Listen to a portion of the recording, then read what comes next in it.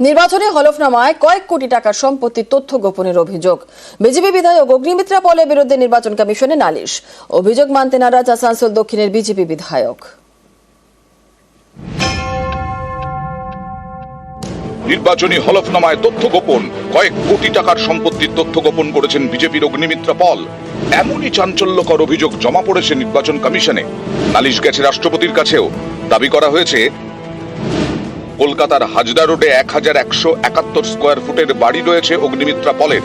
এই ঠিকানায় 200 স্কোয়ার ফুটের গ্যারাজও রয়েছে। এই সম্পত্তির তথ্য নির্বাচনী হলফনামায় অগ্নিমিত্রা পল উল্লেখ করেননি বলে অভিযোগ। যে বাড়িটির কথা বলা হয়েছে সেই বাড়িটি আমার বাবার, এবং বাবার অ্যাকাউন্ট থেকে এই পুরো বাড়িটি যে টাকা পয়সার যে কেনা, বাবা লোন নিয়ে সারা জীবনের পুঁজি দিয়ে বাড়িটি কিনেছে। এই বাড়িটির সাথে, এই সম্পত্তির সাথে আমার আর্থিক কোনো যোগাযোগ নেই। 2021-এ বিজেপির টিকিটে আসানসোল দক্ষিণের বিধায়ক হন অগ্নিমিত্রা পল। অভিযোগ, পরের বছর অর্থাৎ 2022 সালে তার নামে কলকাতার হাজরা রোডের বাড়ির রেজিস্ট্রেশন হয়। এরপর 2024-এ তিনি মেদিনীপুর থেকে লোকসভা ভোটে লড়েন। অভিযোগ, তখন নির্বাচনী হলফনামায় এই সম্পত্তির উল্লেখ করেননি অগ্নিমিত্রা পল। এ নিয়েই নির্বাচন কমিশনে নালিশ জানিয়েছেন মেদিনীপুরের এক ভোটার। তার অভিযোগ উড়িয়ে পাল্টা আইনি লড়াইয়ের হুঁশিয়ারি দিয়েছেন অগ্নিমিত্রা পল। শ্যামল রয় বাবু যে কমপ্লেন জানিয়েছেন, আমি বলবো আপনি প্রস্তুত থাকুন। আমার তরফ থেকে একটি লিগ্যাল নোটিশ আপনার কাছে যাচ্ছে ফর ডিফেমেশন। পুলিশের কাছে যান, ইনভেস্টিগেশন করুন। Go ahead and do the investigation. আমরা যারা প্রতিনিয়ত আপনার এগেনস্টে কথা বলছি এবং আপনার সরকারের এগেনস্টে কথা বলছি, আপনি এগুলো দিয়ে আমাদের দমাতে পারবেন না। জানা গেছে রাজ্য বিজেপির এক নেতাও এ নিয়ে তদন্তের দাবি করেছেন। সত্য মিথ্যা যদি কেউ ওটা জানতে চায়, কমিশন যদি জানতে চায়, উনি তার তথ্য দেবেন ঠিকঠাক কিনা। বহু লোকের ক্ষেত্রে এরকম কমপ্লেন আসে, ইলেকশন কমিশনের হাতে আছে, ওরা ঠিক করবেন কি হওয়া উচিত। ভিতরের লোক, বাইরের লোক, আইনটিতে অনেক রকম রঞ্জিশ থাকে, কেউ না কেউ করে। কমপ্লেন করলে তার জায়গা আছে, ইলেকশন কমিশন দেখবে। অভিযোগটা ঠিক না ভুল, আমার মনে হয় এটা অগ্নিমিত্রা পালের এটা প্রকাশ্যে তা নিয়ে একটা সরাসরি স্টেটমেন্ট করা উচিত যে বা যারা এই অভিযোগগুলি করেছে, এই অভিযোগটা ঠিক না ভুল, কথা জাগলারি না করে অভিযোগটা ঠিক না ভুল, এটা অগ্নিমিত্রা পালেরই একদম সরাসরি প্রকাশ্যে বলা উচিত। নিয়ম অনুসারে সমস্ত কিছু হবে, তো তেমন কোনো বিষয় নাই। এখন হয়তো আমার মনে হয় না অগ্নিমিত্রা পালের কোনো প্রয়োজন আছে যে তার সম্পত্তি কি আছে না। সম্পত্তি কারো যদি থাকে সে তো ভালো কথা, সে তো নিজের সম্পত্তি পেয়ে ভালো আছে করেছে।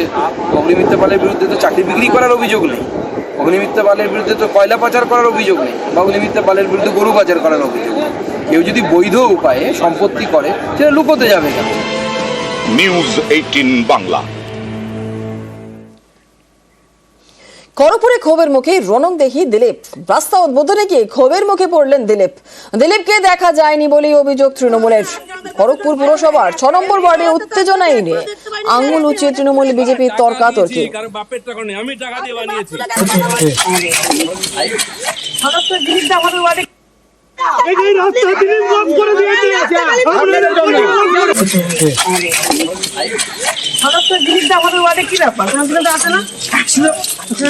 মনে পড়লে তো হবে না, আমাদের পাশে থাকতে হবে। এমপি হওয়াতে তো আপনাকে একবারও দেখতে পাইনি স্যার, আপনি হঠাৎ করে টাকা দিয়েছি, কারো বাপের টাকা নেই, আমি টাকা দিয়ে বানিয়েছি। কেন কথা বলছেন? তোমাকে বলেছি আপনি এমপি ও একজন বাপ তুলে বলতে পারেন? 14 পুরুষ তুলবো। তোমার কে অধিকার দিয়েছে আপনাকে? বেশি না কাজ করবে না। প্রদীপ কে বলো? প্রদীপ কে বলবো কেন? গলির রাস্তা ওখানে সব তৃণমূল কুত্তা সব জায়গায়।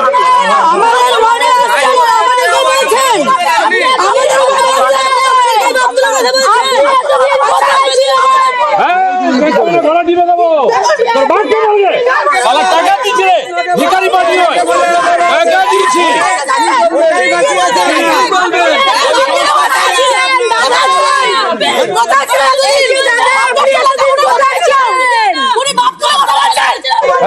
কুত্তাদের চেঞ্জ করাও।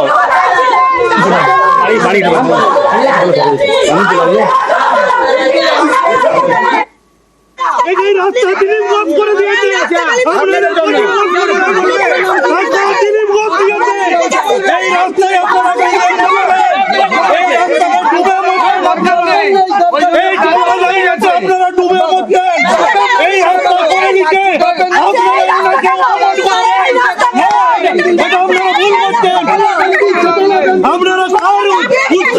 করছেন, তৃণমূলের উস্কানিতে করছেন, আজকে আপনারা ডুবে মরছেন।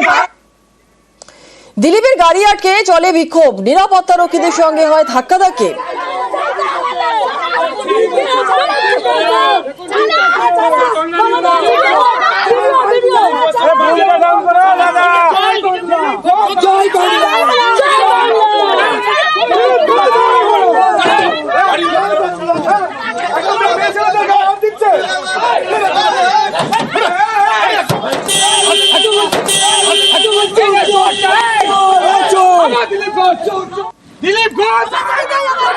জিজ্ঞেস করছে কেন এসছেন, আমি টাকা দিচ্ছি, আমি উদ্বোধন করবো। কাউন্সিলর কেন আসেন উদ্বোধন করতে? একদিন কেন এরা রাস্তা হয়নি, এই প্রশ্ন করার হিম্মত নেই। এরা হচ্ছে ওই সুবিধাভোগী, 500 টাকা নিয়ে ঘেউ ঘেউ করে। আমি বলছি আমার বাপের টাকা, কার বাপের টাকা না, কার বাপ বলুক, কার বাপের টাকা। দিলীপ ঘোষ বাপ তুলেই বলবে, যারা ঘেউ ঘেউ করবে তাদের বাপ তুলেই বলবে। কাজ করতে পারে না, কাজ করে উদ্বোধন করছে, আবার ঘেউ ঘেউ করছে, হিম্মত হয় কি করে? এই 500 টাকার চাকররা এরা কিছু করতে দেয় না, ঘেউ ঘেউ করে। এতদিন কোথায় ছিল দাদা? আমাদের এতদিন ছিল না, এত আমাদের এখানে যখন বাবার কিছু ছিল না, কোথায় ছিল? আমাদের বাপরা বলছে, আমাদের বাপরা বলছে না, কোথায় দেয়নি কেউ। ওদের বারবার রাস্তা বন্ধ করে না, বাপ মানে ওদের সরকার কে আমাদের বাপ, আর ওটা গলা টিপে দেবে। উনি একটা বাপ করে এমপি আমাদের গলা টিপে দেবে। আরে এটা ভালো কাজ হচ্ছে, আমি বুঝতে পারি না, এতদিন ওদের ভালো কাজ হয়নি। কাউন্সিলরের বিরুদ্ধে অভিযোগ তুলছেন দিলীপ ঘোষ, কেন তিনি আসেননি আর কাউন্সিলর কি বলছেন শোনাবো। দিলীপ বাবু আজকে যে কাজটা করেছেন খুবই লজ্জাকর কাজ করেছেন। উনি মহিলাদেরকে তুই তুকারি বাপ তুলে গালাগালি করেছে, মহিলাদের গায়ে হাত দিয়েছে। যদি কোনো রাস্তা উদ্বোধন করতে যায় তার নোডাল এজেন্সি পৌরসভা জানে না, কাউন্সিলর জানে না, না আমাদের কাছে অফিসিয়ালি কোনো খবর দেয়নি। উনি চলে গেছেন দল বল নিয়ে। এলাকার মানুষ স্পষ্ট করেছে মহিলারা যে এতদিন কোথায় ছিলেন, আর ওখানে যদি সত্যি তৃণমূল কংগ্রেস যেত উনি ঢুকতে পারতেন না। বৃহস্পতিবার অন্তত 180, শুক্রবার অন্তত 150, 26-এর ভোটে দুদিনে 2 টার্গেট শুভেন্দুর।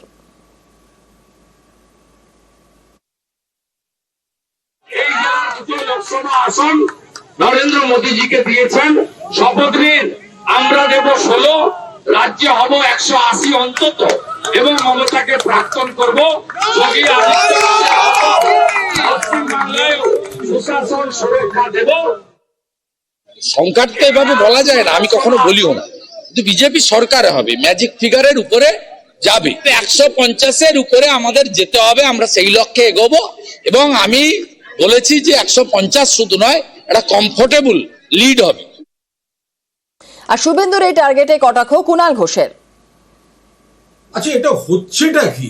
21 সালে ছিল আব কি বার 200 পার, হলো না 77, কমে কমে কমে কমে এখন 60-62-তে এসছে, আরো কমতে থাকবে। আব কি বার 200 পার থেকে সরে এসে বললো 180। 24 ঘন্টা কাটেনি, আজকে বলেছে 150। সাধারণ মানুষ দ্বারা প্রত্যাখ্যাত, সেটা কিন্তু পরিষ্কার। 24 ঘন্টায় 30 কমেছে। ভোট আস্তে আস্তে মাইনাসে রান করবে বিজেপির আসন।